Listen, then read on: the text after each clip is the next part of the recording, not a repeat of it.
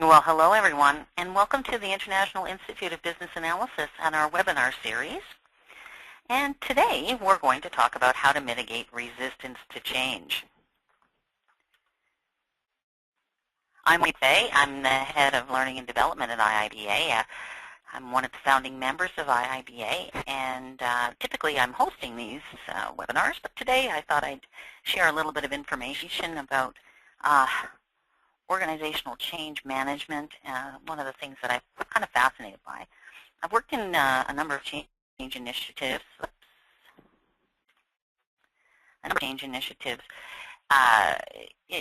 including both in the government as well as in manufacturing and in finance insurance. So it's interesting that even though these are different segments in industry, the same things apply.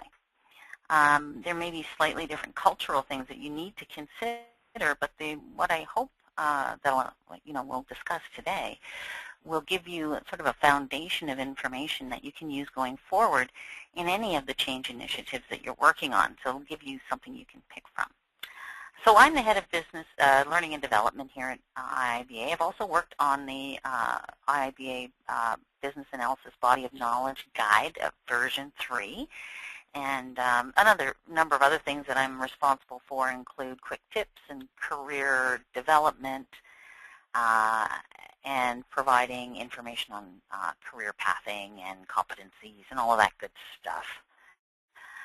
So today we're just going to talk a quick little bit about IIBA and some announcements and some housekeeping. I'm going to answer questions at the end. So I'm just going to go through, and then I'll pull up the question box. So don't hesitate to start putting your questions into the question box. We're going to talk about the elements needed for successful change. So what are the pieces of this puzzle that will help the organization to shift from current state to new state? The big thing is identifying resistance to change, and that's a lot more difficult than you would think. And it comes in many forms. And it starts at the very beginning of our process, which is during requirements elicitation, during the requirements activities that we would engage in, be it for a business case, for feasibility study, for a project, for an RFP. It starts to manifest itself there. So we'll talk a little bit about that, and certainly how to mitigate the issues around change. And we're going to talk a little bit about the structure of an effective change team, and then we'll talk a little bit about some of the tools you can use to help with a change in an organization. So let me get started. IIBA is a not-for-profit. It's a little over 10 years old now. It's grown exponentially. We have almost 30,000 members around the world. We just opened a new chapter in Russia, so very exciting. We are the world's leading association for business analysis professionals, which spans quite a large population of the BA community. So enterprise architecture to business intelligence, process analysis, decision analysis, systems analysis. All of these things together make up the community that is business analysis. So we're here to help and start and build the standards of practice for this community. And really, it's about supporting you as business analysts and developing the certifications that we have. So we continue to do that. The BABOK guide version 3 was open to public review. So for some of you who are unfamiliar with the process that we go through, is that it is a guide to the community's body of knowledge. So it's important for the community to contribute the content for this book, for this guide. And it really overwhelming success with 5,500 people helping to shape the future of business analysis through their comments. The participation of an international core team who helped lead the writing of this book and the review of all of the comments, and we review every single comment that you put in. And so don't forget that you can go back in if you have provided your comments and look at the feedback collector tool to find out what we've done with your comments. So thank you very much if you participated, and stay tuned for the next, there's quite a few comments, so the next announcement around Babok will be coming up, I'm sure, shortly. Other announcement before we get started on the content, so bear with me. September, I don't know about where you all are in the world, but I'm here in North America near Toronto, about 3 hours northeast of Toronto. And in September, we call it back to school time. And so that's what we're calling this promotion, which is all of our webinars are open to everyone. Most of the time, they're closed to our membership. But we've got some really good and I think relevant topics coming up in September. Cloud computing, really a big topic for us as BAs. Again, what does a BA need to consider for mobile solutions? Decision modeling is becoming very, I think, frankly, a really incredible tool on how to look at processes differently and business rules and so on differently. Optimizing customer value with process. So one of our webinars a couple of weeks ago was on service design. This takes this a little bit farther, a different view, and that is what is customer value. And then we're coming up with a career series, which is the first one's optimizing LinkedIn in your career search. So I think that one will be very cool. All right. A question to you in the audience, and please put it in the question box.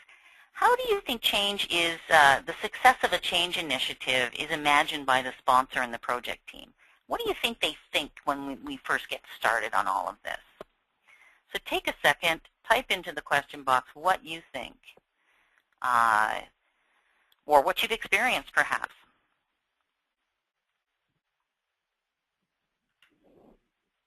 Magic L's will cause their pain to vanish. Oh, I like that one. Thank you, Amy. It'll be smooth and on budget. All issues will be resolved. The idea is great and everyone will love it. Oh, thank you for that, Sandy.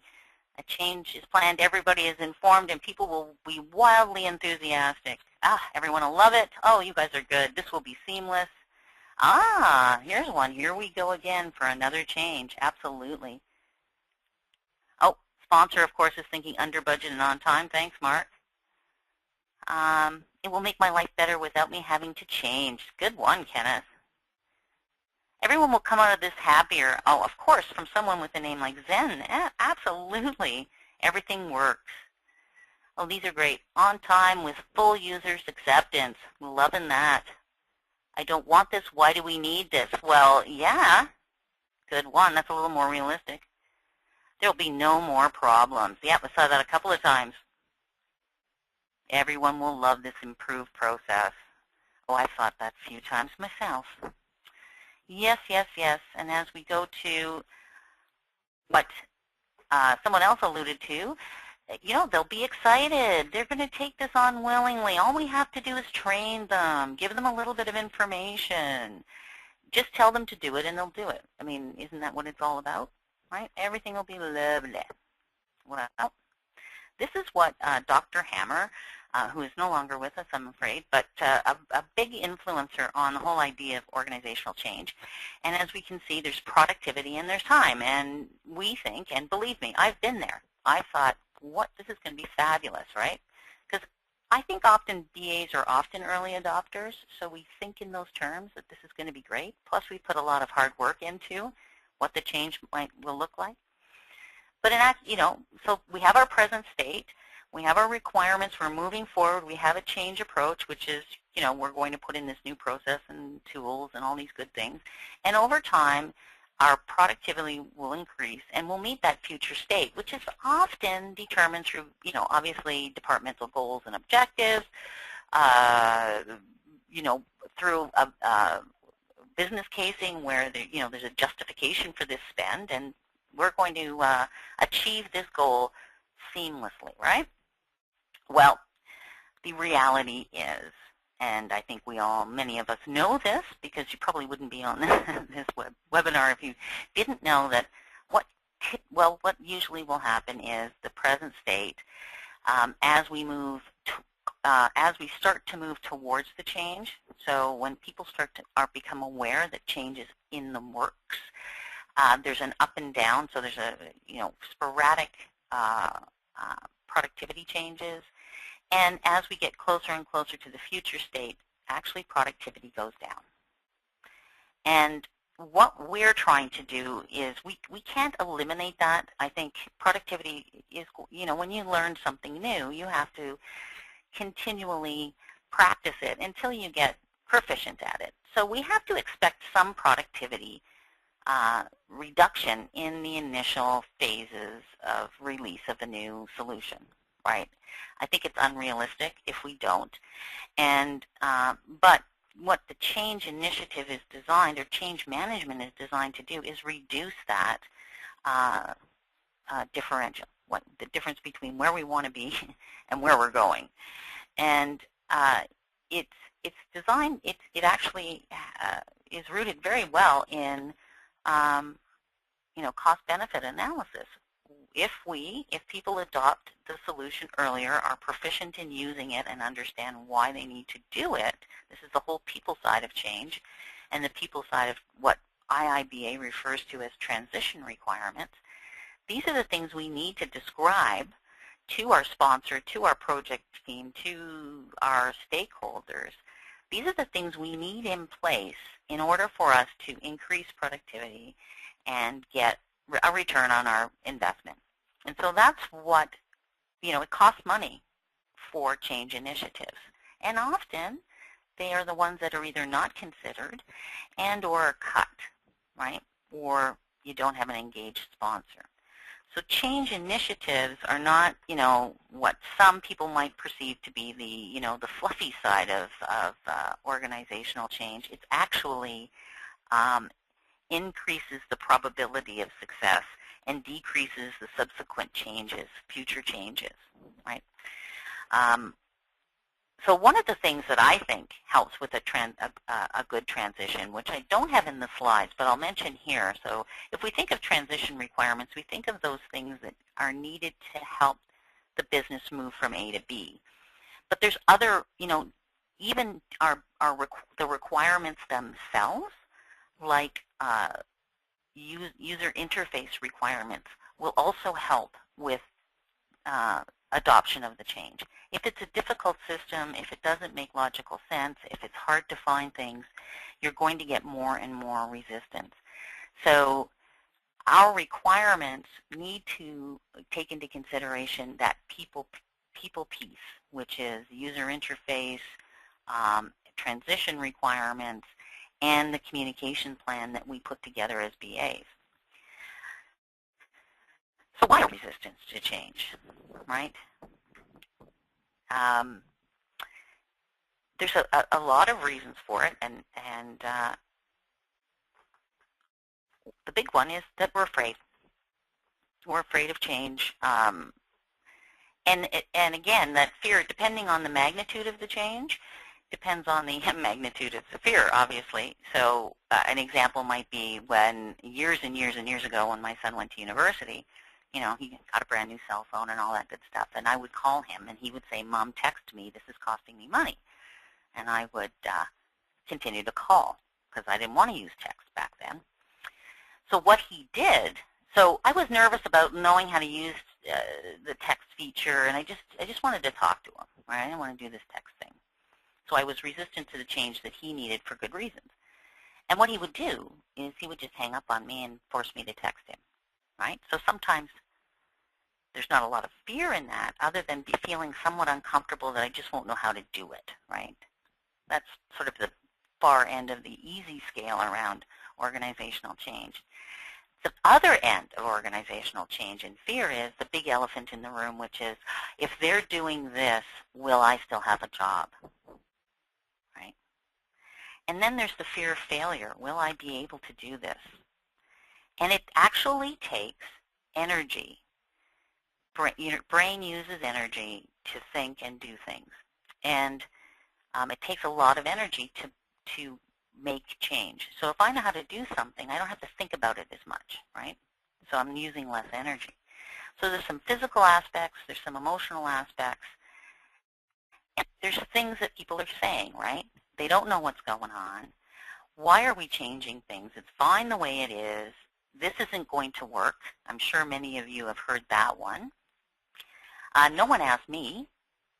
And the big one, will I be able to do this? And this is going to be just like last time, the historical baggage that we have, right? And these are all very valid statements, questions, things that go through our mind. I'm sure we've all experienced it in certain change experiences. It's really, resistance comes from a lot of things. And it depends on your organization, the organization you're in if you're a consultant. But a lot of it is about, what about me? So we see here that, you know, in this picture that we've got someone saying, you know, what is it, what, you know, it can be what's in it for me, how is this going to affect me?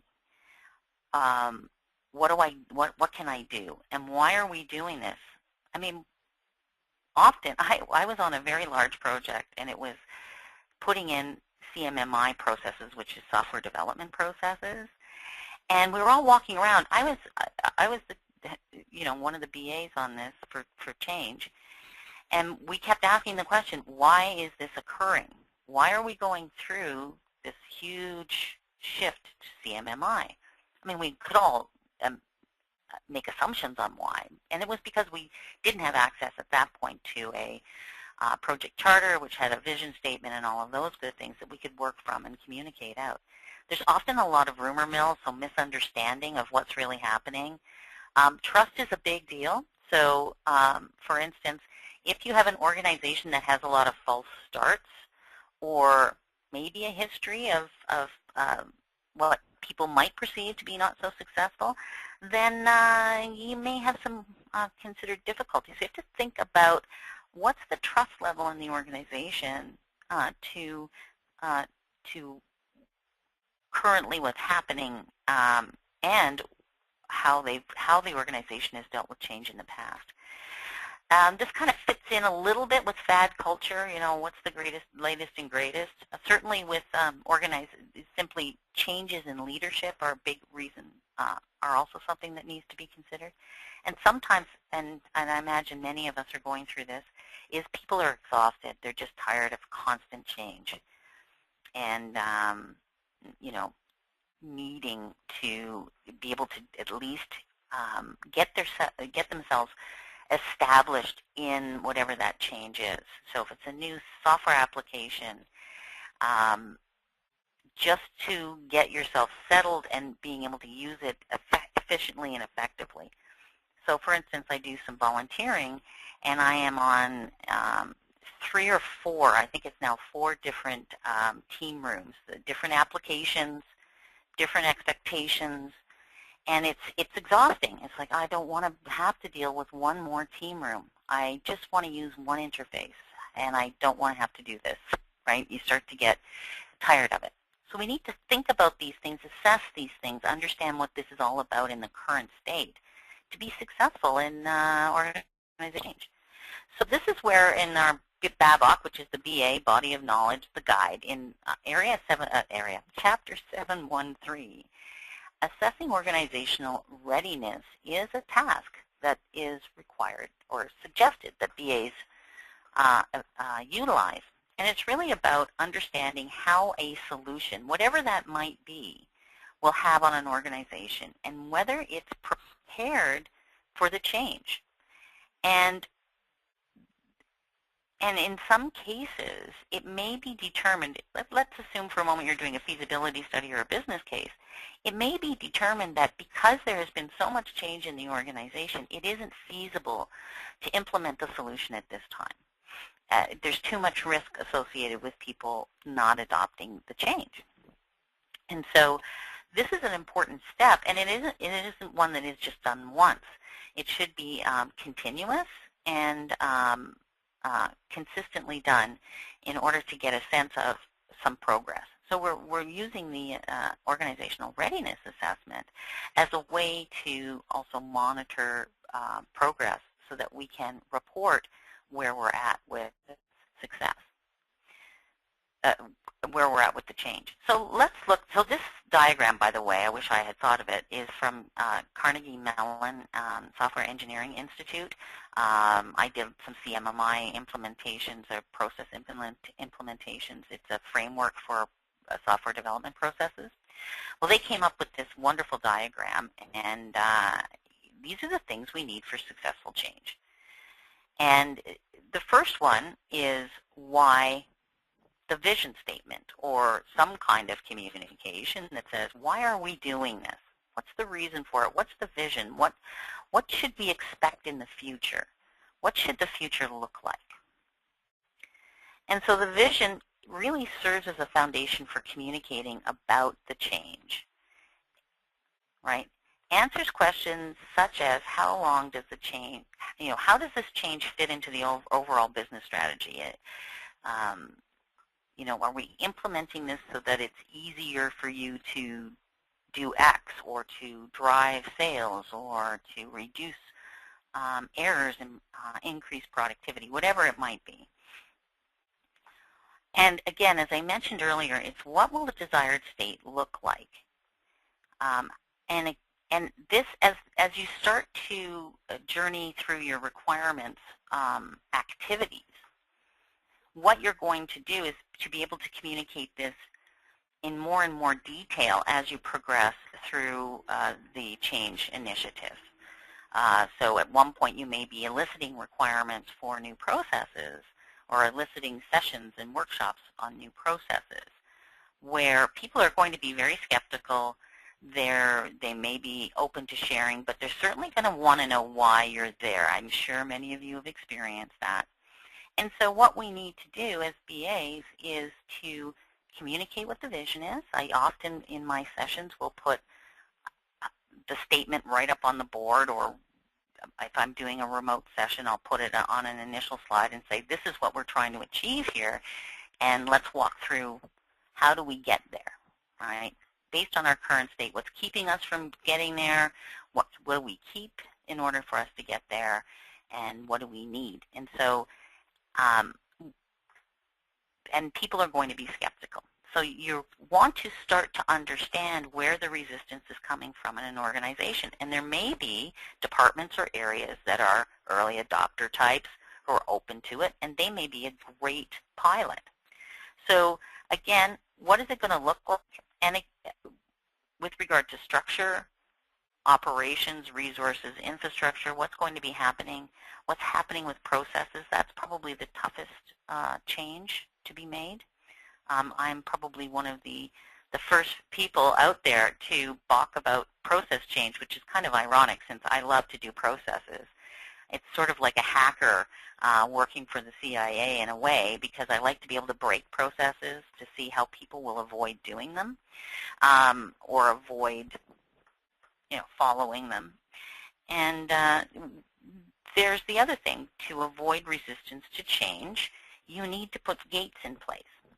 So when I worked for a bank, what they did for process change, they did a process change, a very simple one, small, not a big deal. It's now when you want service from the service desk that's right down the hall from you, you have to submit a form requesting their help. Well, guess what I did?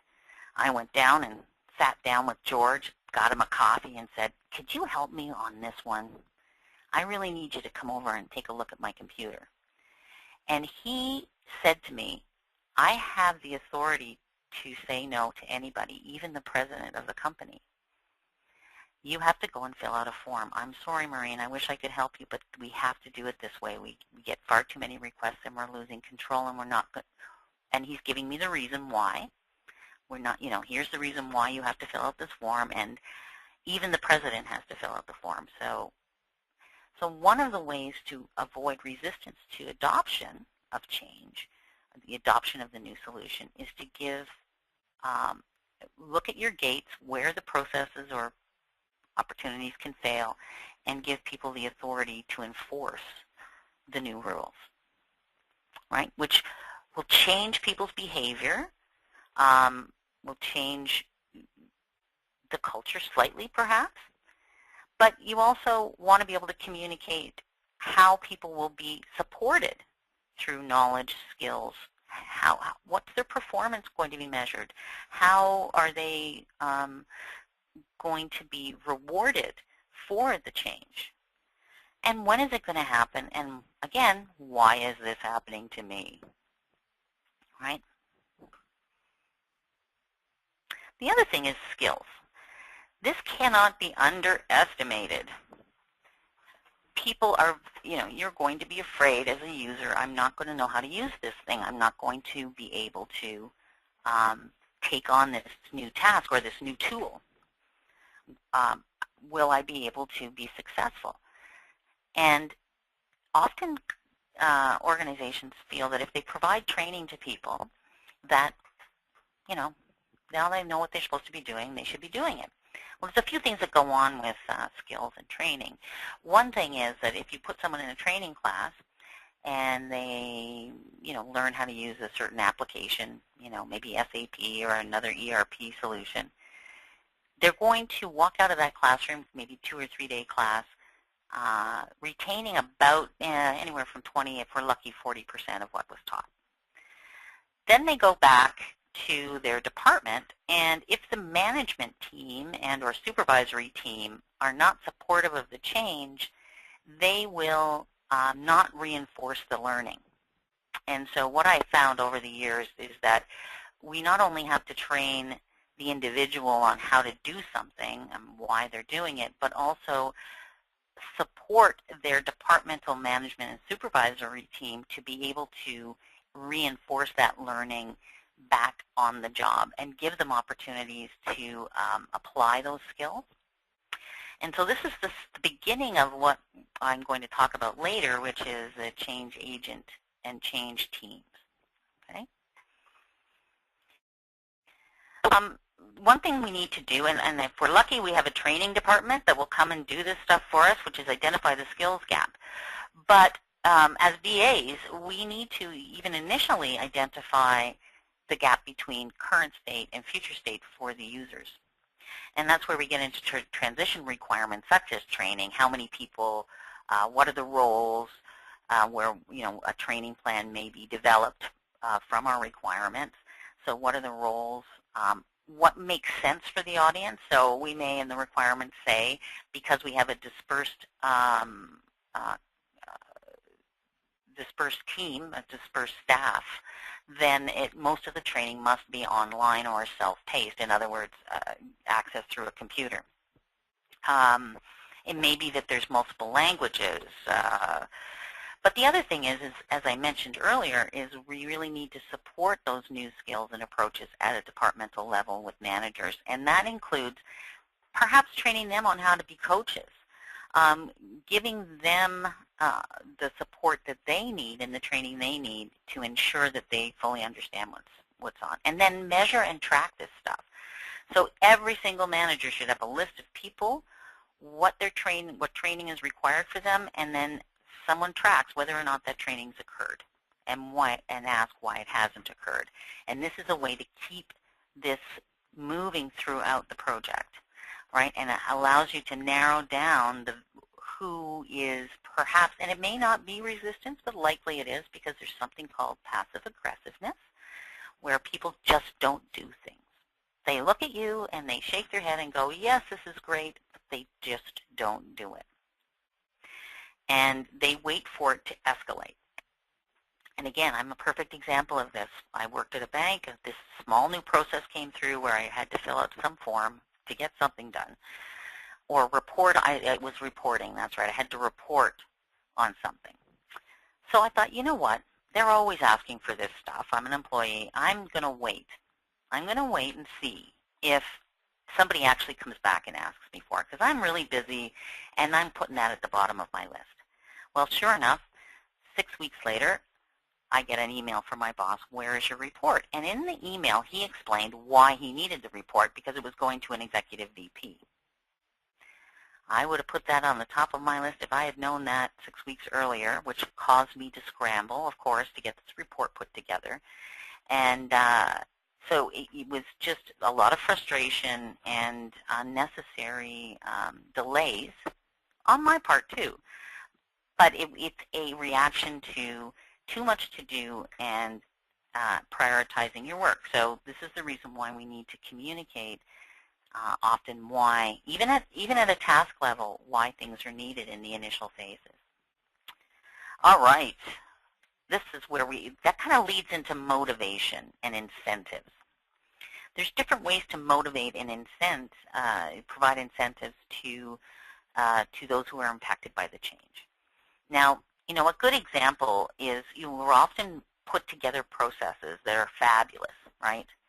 They're hitting the goal. This is how we're going to increase sales. If every sales rep takes notes on all the conversations they have with the client and puts it into our new customer relationship management software. Fabulous. But if I'm not motivated as a sales rep, which tends to find itself in dollars and cents or in some kind of incentive, if we're not incenting them to do this task or to do these things that we think will increase sales, they won't do it. They will do what they're motivated to do. So measures, key performance indicators, working with human resources, these are the things where the people side of change, where we get into a very complex and sometimes very complex approach to helping people to shift their focus and motivate them. So motivation is, and I love this quote, your talent determines what you can do. Your motivation determines how much you're willing to do it, and your attitude determines how well you do it. So with motivation, we really want to provide some incentives. That's the easiest way, or not maybe the easiest, but one of the more direct ways to get to influence people, right? So sometimes it's with payment. It may be bonus. It may be recognition, like it could even be a pizza lunch, for heaven's sakes. I mean, these are the things that need to be budgeted for, though, and taken into consideration as part of requirements. And that might end up in a full-blown change plan as to exactly how are we going to motivate and incent people. It may even require that because roles are changing, to bring human resources in and to realign their incentive packages, their performance evaluations based on what this new change is. So when you're doing your stakeholder analysis, always include human resources for a change that really is significant enough to change someone's job, basically. All right. Now, there's also the punishment side of things, right? So there's the reward, and then there's the punishment. Both will induce certain actions, some maybe not as good as others. Now, I don't like to call this punishment, but what I like to say is we often will force people into the change. And it's much easier to do that with software. So we basically say, you have the use of your current software now, but we're going to cut over on August 31st. You're losing all capability. And be very clear about what's needed to be done to transition to the new state, which could be cleaning up data, deleting files, changing passwords, who knows what the list is. But communicating in a very clear way and utilizing your change team, your change agents throughout the organization to get these tasks done and monitor and track whether or not they're done. And many of you may be saying, well, that's not what the BA does. The BA doesn't monitor and track if people have gotten things done, but the BA works with the project manager in the team. And these are the things we want to provide to our PM to say these are the things that need to be done in order for a change to be successful. Now, there's the other thing, which is resources. What is needed to be successful? There's two sides to this coin. One is, what does the department, individual, organization need from a resource perspective to be successful in the change? And what does the project need or the initiative need to be successful? So when we're doing process optimization, we're providing new tools, we need, and maybe the objective of the business case is to reduce cost. But we also want to be very clear and understand that if we're making a change to a process, if we do not have the right resources to initiate and complete that process successfully, there's going to be a lot of resistance to change to that new process. So if suddenly I had 4 people available to me to do a certain task, now I only have myself, what would be listed in your requirements to offset that level of work? So we want to be very, very careful about the balance in our process optimization between resources, time, cycle time, all of those other measures to make sure that we're meeting the objectives of the organization. So again, as I mentioned earlier, or just now, the processes, are there enough resources to adequately achieve the results? And these are the things you want to make sure that you ask yourself.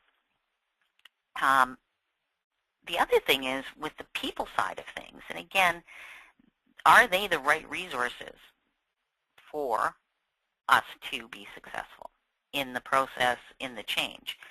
It's also very critical when you're doing your requirements activities that you have the right subject matter experts, that you have the right resources so that you can be more effective in identifying where the impacts are going to be to the individuals, to the stakeholders of the project. And again, what technology and tools are you going to put into place for these folks to be successful? It could be, a quick tip sheet. It could be a checklist. It can be a hotline. It could be support. It could be a number of things, as well as the software solution. Okay? And for us and the organization, frankly, because I think a change team can often survive an initial change and actually adopt a support model within their own departments, basically from a change team structure. Now, change agents, as you've maybe heard of, they really tend to be, so if you take a department that's being impacted by change, they tend to be those, what we might call super users, or someone who has some experience with the existing current state, is very well versed. They may very well be the subject matter experts that you're utilizing for requirements. So I would strongly suggest that you have that person assigned as a change agent, and work with your sponsor and the organization to help them to understand the value that this person brings and the importance of rewarding these folks. So the reason why I got into business analysis was I started as a subject matter expert and change agent and moved into the IT department. This was my first job as a BA after that project to take on requirements for future iterations and so on. So these people are your gold. They're the ones that are going to hopefully project a positive attitude. They need instructions on coaching, they are going to help you to build frequently asked questions. They should be part of a regularly scheduled change agent meeting where everyone shares what is happening on the ground as the change progresses. Okay, because initial change, there's some time before there's an unfreezing. In essence, while transition is occurring, there's an awful lot of uncertainty. There's conflicting information so rumor mills, conflicting information. When I worked at a large insurance company with an extremely large change initiative and very, very, very unhappy people, I was presenting the information about the change to a group of people. And someone took out their cell phone and sent a text to one of their colleagues stating something that was somewhat untrue. And that went to that person's distribution list, and it went to their distribution list. And approximately 20 minutes after I finished that session, I had the program manager looking at me saying, how come these people think X? And it's really because they started a rumor mill through one text, and it can spread very quickly. So you need someone to quell that rumor mill. The other thing that happens is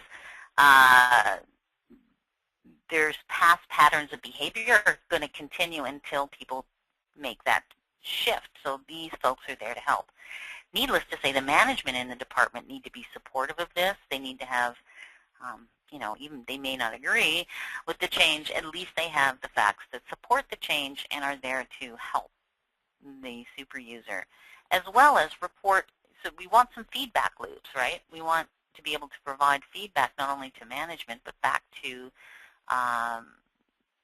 the project team, at least in the early phases, as to how the change is going. Another thing not to be underestimated is the involvement of your executive sponsor. And this is actually on the assessment list.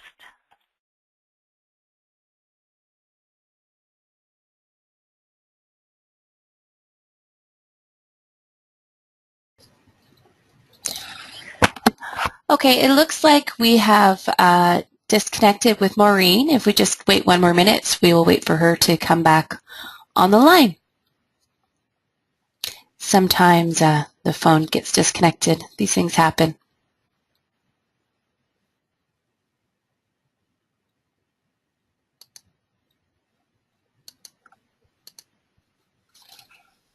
Hello. Hi, Maureen. Okay, great, you're back. I'm back. You know what? My phone died. I cannot believe it. No, these things happen. You just continue. I let everyone know. Can you hear me okay? Yes, we can. Oh, brilliant. Okay. So sorry about that, folks.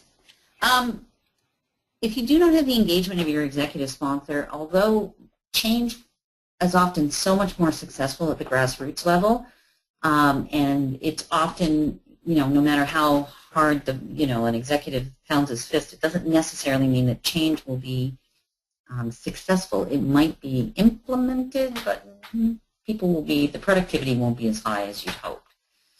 So if you're finding that there's I guess what I'm trying to say is an executive sponsor needs to be available to communicate. And what you need to do is to be able to interview and understand the availability of the executive sponsor and then problem solve with him or her as to how we can still get out this communication even though they may not be entirely available to be engaged. And work around making sure that you have communication coming from that office. There's some statistic out there that I got from LaMarche and Associates that says you need buy-in from about 75% of your management team for change to be successful. Now that doesn't always mean that people are thrilled about the change, certainly not. But what they need to do is at least understand and realize that the importance of why the change is occurring and what the impacts are to their various departments and how you're going to assist them to be successful. I can't tell you strongly enough how important piloting with a motivated group is. When we worked at the insurance company in Chicago, what we did was we in initial interviews with the management teams of the IT department we were making changes to, we discovered that the IT group that supported finance really were kind of excited about this change, and we asked them to be an initial pilot so that we could provide feedback to the other team, but also work out some of the kinks. And that pilot group was recognized, mentioned by the executive sponsor. They were seen as a benchmark for all other groups to work against in their change. So not only do we need to reward and recognize the individual as part of good process optimization, but also the team, the team that's supporting the project, the change agents and change team also need to be recognized. Now, you're wondering, well, why is the project team there? Clearly they're implementing the solution, but how do they influence change? I have seen many a project team, as we get closer to implementation, and things are going to be, installed and data migrated over and, the ribbon is cut, project teams start to get nervous about the success of the project. And I have seen many a project team be very, very, very negative about how well the solution is going to work. And first thing we need is a strong project manager to work through the issue, to get into a problem-solving attitude with the project team, because they're just as resistant to the change as well. They may have to support it. They may be worried or afraid that it's not going to work, and they have to face their colleagues. So they also need some attention when it comes to change. I've seen, I've even seen a change agent group be negative about the change, which was just disastrous. So choosing the right people for the change, someone who's knowledgeable, motivated. I mean, they have to be realistic and willing to, and trusting and willing to share and trusted by their colleagues. This is important. All right, and last but not least, certainly, is the how do we get there? And this is the action plan. And you can call it whatever you like, communication plan, change management plan. You may be lucky enough to have a change group available to you, but the plan is really important.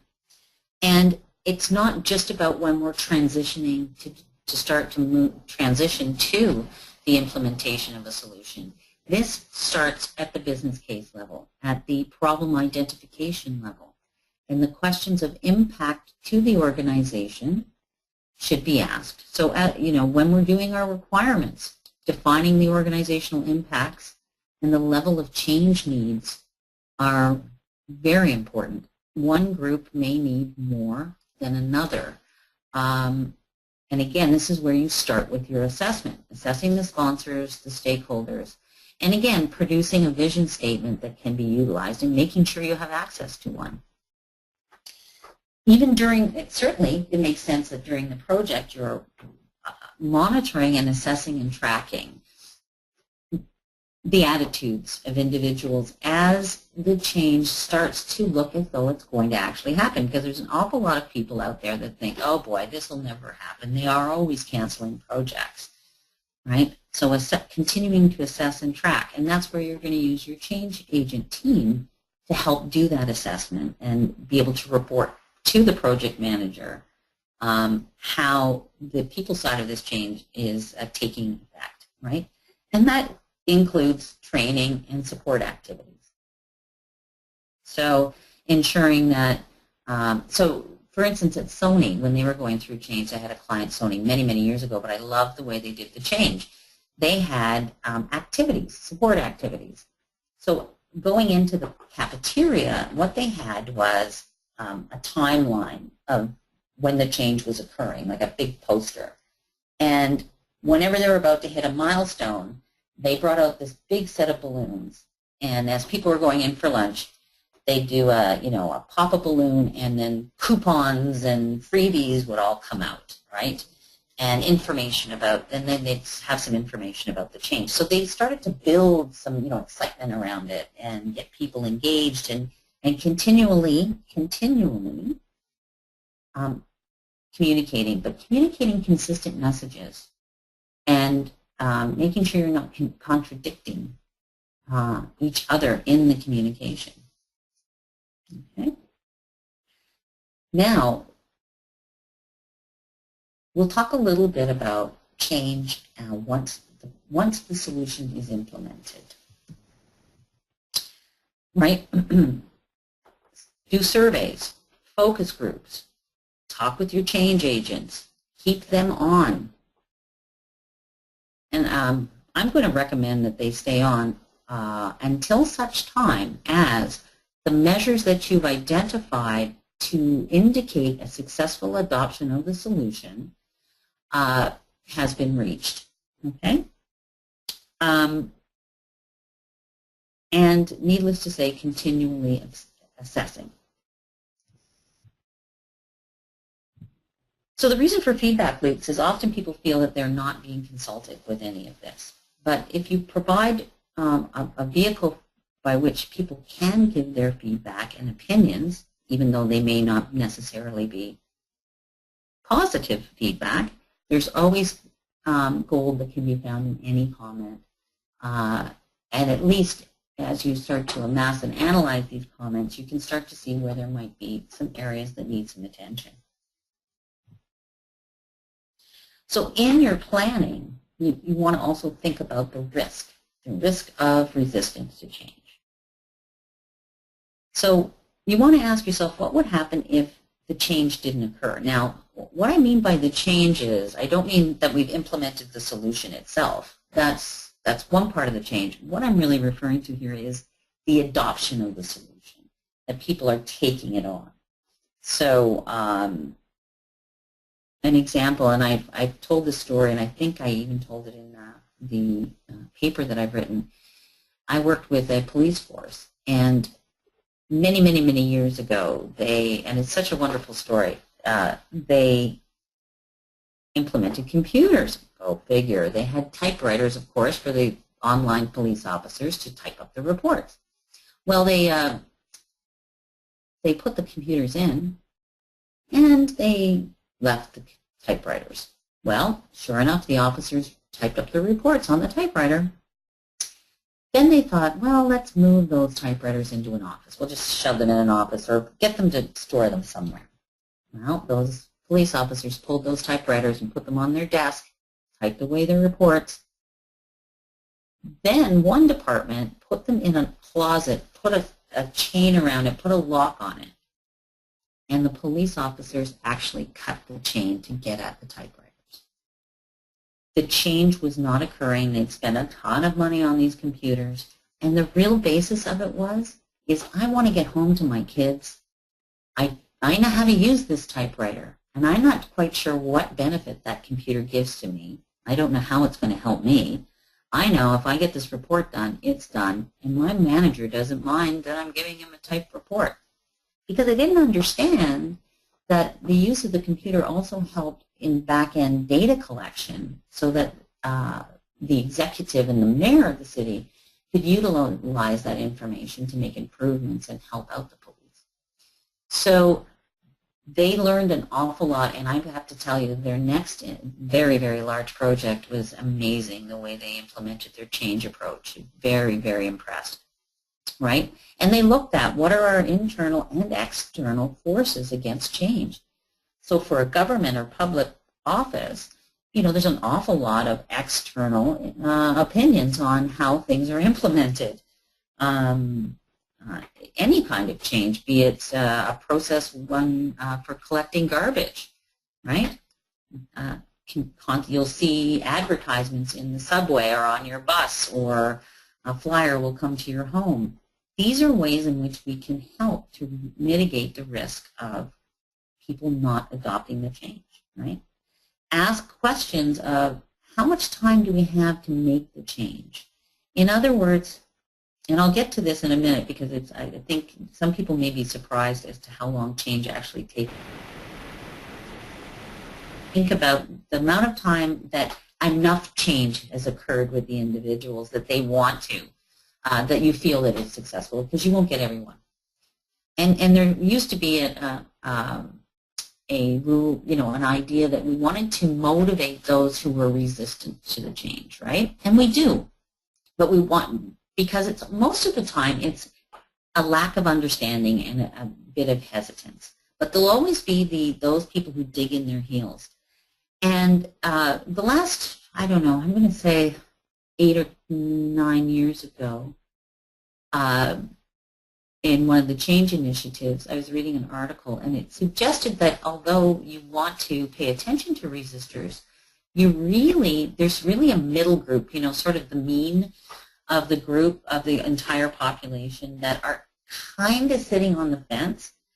So what you want to do is you really want to focus on the positive, right? Those early adopters and how successful they are, and that's why a pilot group can be so helpful. And that will often shift the momentum from, oh, I'm afraid that things will go bad, so I'm just not going to do anything, to, oh, it seems to be going fine for them, I'll shift my attitude. So although we want to focus on those who are resistant because of lack of information and communication and support, and really focus on the positive. Now, you also want to mitigate what if those attempts that you utilize, however you utilize it, to help mitigate, to help communicate the change and get adoption, what if it fails? So, do a brainstorming with your change agents, talk to your project team. And the other thing is, what opportunities are not being exploited? And there are plenty of opportunities in an organization where we can exploit to get our message out, right? So the thing is, I guess one of the messages is really plan to manage resistance. Because it takes time, it takes money, and it takes resources. You really need to work closely with your PM and your project sponsor to get them to understand how important this is and that it does need people and time, right? So a couple of things. You can manage resistance, and certainly the BA can be the lead of this, but I think it's often important as the BA to help the organization to take this on themselves and help to groom them to be leaders for the change. And, there's a lot of energy required to get that team up and running. And don't forget to identify and engage opinion leaders. There are some people who are leaders within their organization who people respect and who you would maybe want to utilize as part of your communication. Leader visibility. Now, again, certainly modeling of behavior that you want to see. So, again, your pilot group. What we did at the bank when we were moving to CMMI and we were establishing a business analysis center of excellence, and part of our training, we actually videotaped the executive vice president of IT talking about why the change was important and what the organization was willing to do, what it will be doing for the business analysts as their processes are changing and the requirements for documentation and templates were sort of ratcheting up, and the fact that we were going to be measuring, measuring the processes that hadn't been done consistently. That carried an awful lot of weight. People felt like they were supported. They knew that this wasn't something they could slough off, that this change was going to happen. And we played it at every single kickoff training session that we had. And again, be clear about what's not changing. So I think people will feel confident and comfortable if they know about what isn't changing as well, how things are going to stay the same. And I might even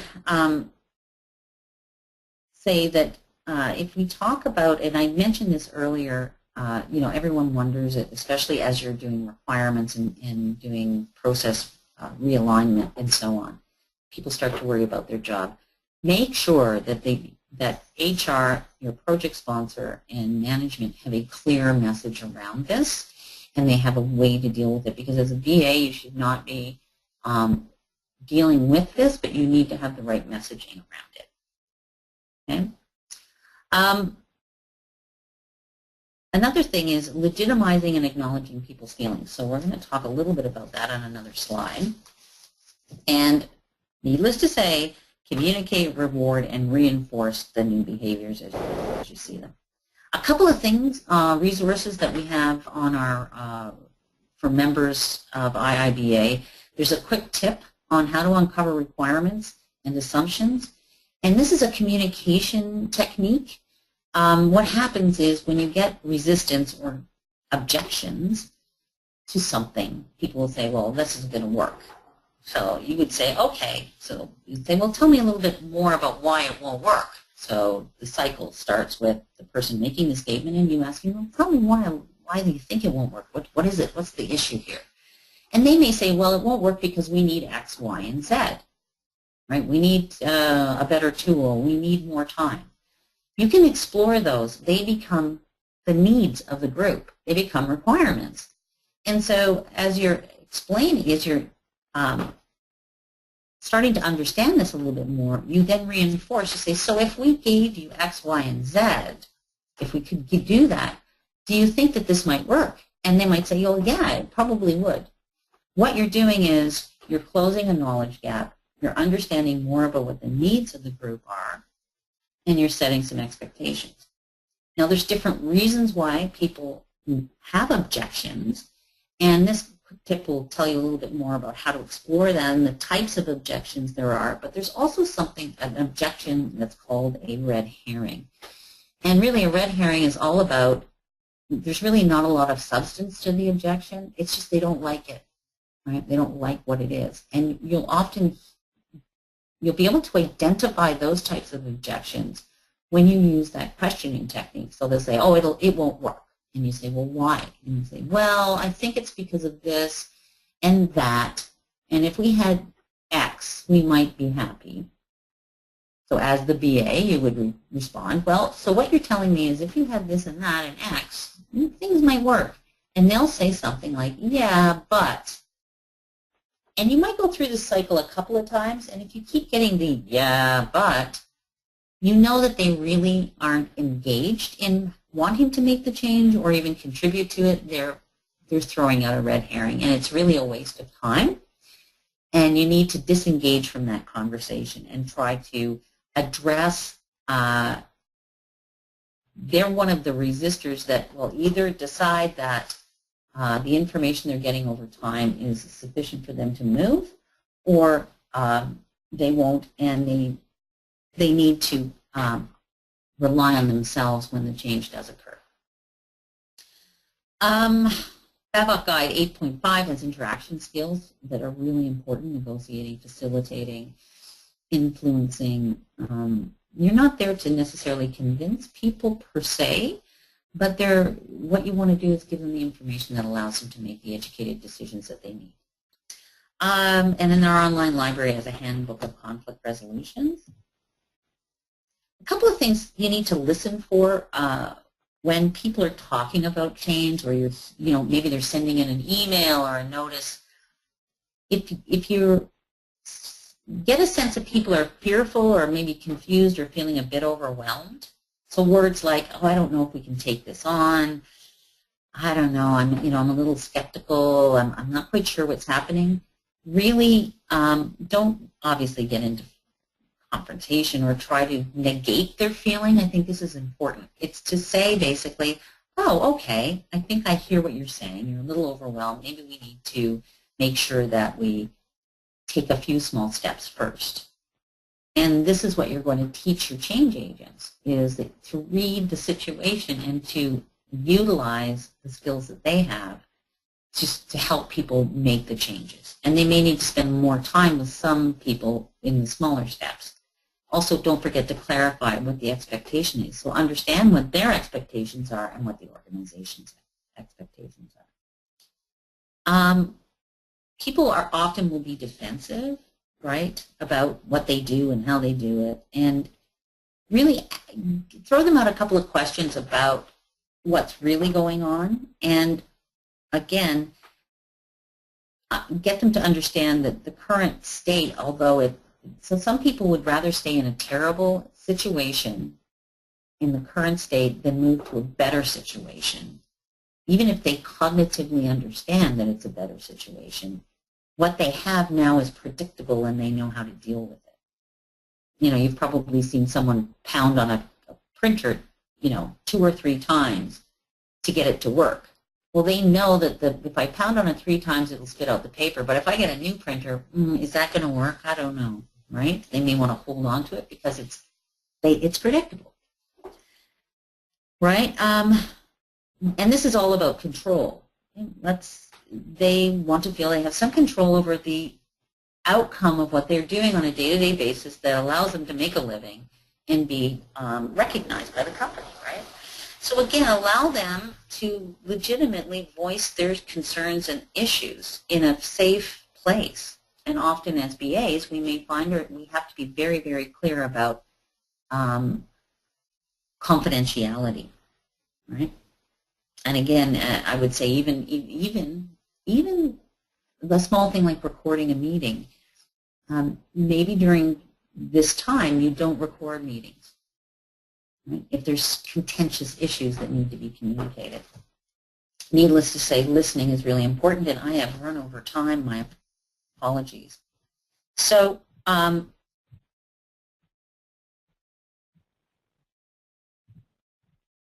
what I'll do quickly is finish off these slides. Don't forget to pick motivated change agents. Determine early wins. So you want to communicate those wins often, right? Determine what's in it for folks, and be very clear about your messages. Your readiness assessment, we're going to send you one by email as a thank you for attending. And it asks some of these questions. Is leadership aligned? Is a sense of urgency been established? Are guiding teams available? Are short wins identified? Again, is communication clear and concise? These are the things you want to do to assess. So we'll be sending you one of those. And make sure your change is realistic, achievable, and measurable, because change often will take 18 to 24 months to really take hold and adoption, like full adoption, occur. And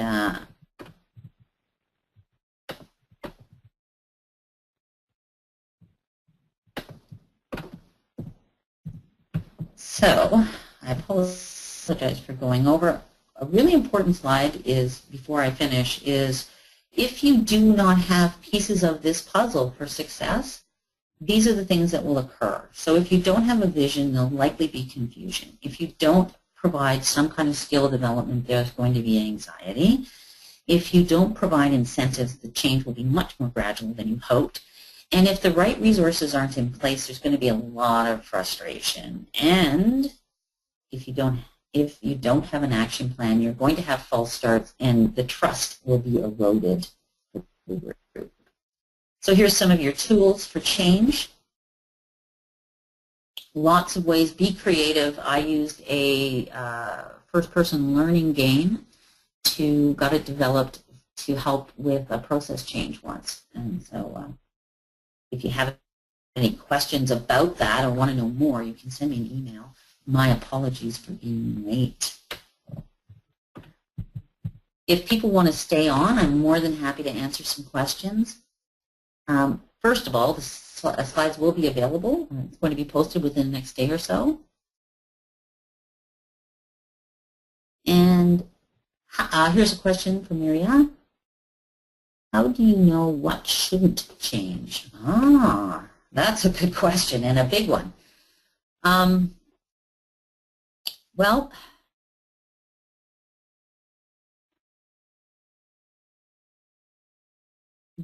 what shouldn't change is, I think, things that must be in place, A, for compliance, B, because people will not have the opportunity to learn. And so you have to be that's part of the analysis process, and I think a lot of consultation with your stakeholders on what needs to stay, because there's some people that will be very adamant about things that need to stay, and you need to ask why that's important for it to stay. And if you can get a good, solid answer, then it probably needs to stay. Do you think, and this is from Zen, do you think BAs should go through formal change management training such as ProCI? Oh, yeah. I would say, especially if you're in process optimization, if you're doing a lot of that work, if you're doing some Six Sigma work, I would really strongly recommend it. I think it will help immensely. Now, and you asked, does the BABOK have enough substance in it? I think it has. What it does is it tells you what you need.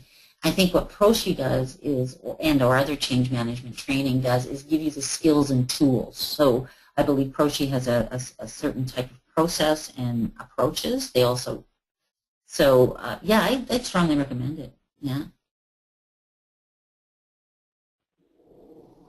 And let's see.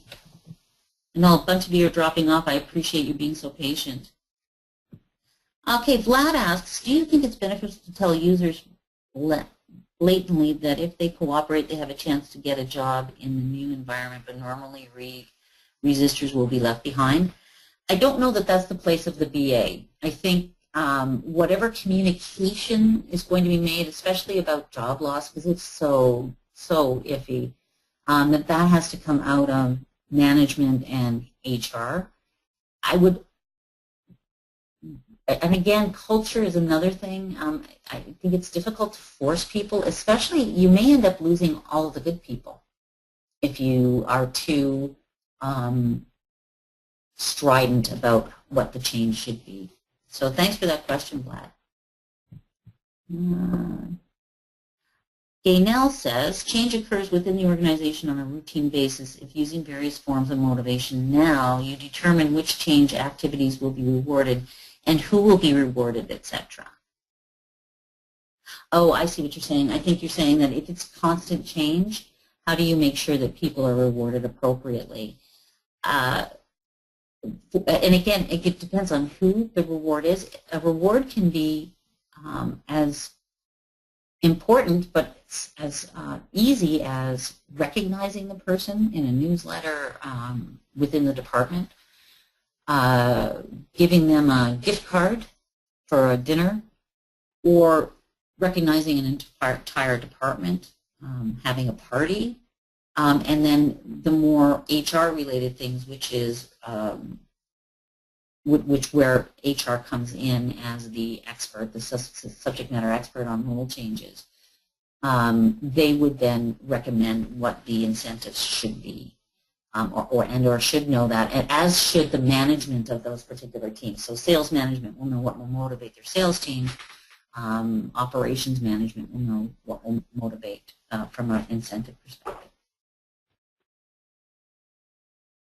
Oh, the source for the diagram on what is needed for successful change, that came from Carnegie Mellon University. They are a software engineering institute. That diagram came from there.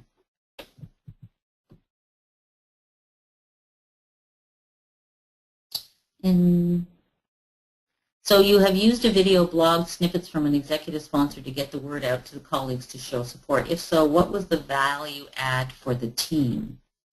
Well, I think by having the support of the executive, we felt much more confident in the change.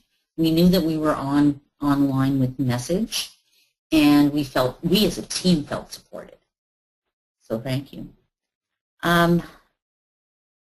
Well, we're at 12:12. I don't know who's left on the line, but I guess I'll answer 2 more questions, and I guess we should go. Thanks, Normand. So James, hello. How would we as BAs handle resistance to change from management over the end users, even when the management supports the change? Oh, yes, I've been there. And as BAs, what we want to do is to, again, use the technique to understand why there's resistance. There's many reasons for it. One, they absolutely disagree, and they probably have some reasons for it. And what we want to do is to first understand if there are specific needs that will result in requirements that will help to mitigate that or to reduce their resistance. And then sometimes it's just simply, you know what, I don't support it, and you need to leave that political battle at the management level. So you need to be able to have a feedback loop within your change agent group or team to be able to say, X management in Department Y is just, you know, they really don't want to take on this new change. How do we mitigate that and allow the right folks to address that manager's issues? You can address the requirements issues, and you can talk about incentives, but then their management needs to come on board. And last but not least, Lynn, what is the resistance to change is not putting enough resources on the project. Oh, what if the resistance to change is not, yeah. I think what we need to do as BAs is more and more often start to quantify what the risk is. So you might say, if we don't have enough resources to support the change, here's where I see the risk and the breakdown, and here's how I see the impact of that risk and breakdown to the success of the project and the adoption. So it could be a compliance issue, it could be not getting things out on time, it could be productivity issues, that type of thing. So we need to identify those. Oh, sure, Cindy, where's your question? Can you answer? I'm going to look up. I have to look on the list, so bear with me. I'll find you, Cindy. Cindy, there you are. Does this have, oh, Cindy, good. Is this a continuing education credit? Yes, it is.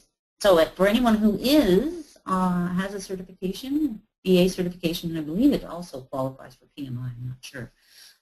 Yes, this does. This webinar does qualify. Thank you so much, everybody. And Michael, you say, are change agents handpicked? Yes, they should. They should be handpicked. Oh, and James says you probably have a question about PDUs. Unfortunately, webinars don't qualify for PDUs. Well, I can't thank you folks enough for joining me. Again, we have lots of resources for you. Don't forget, IIBA is here to support you and all that good stuff. So our online library and our best practices for business analysis. And thank you, thank you, thank you. Have a wonderful day, afternoon, and good luck with your change.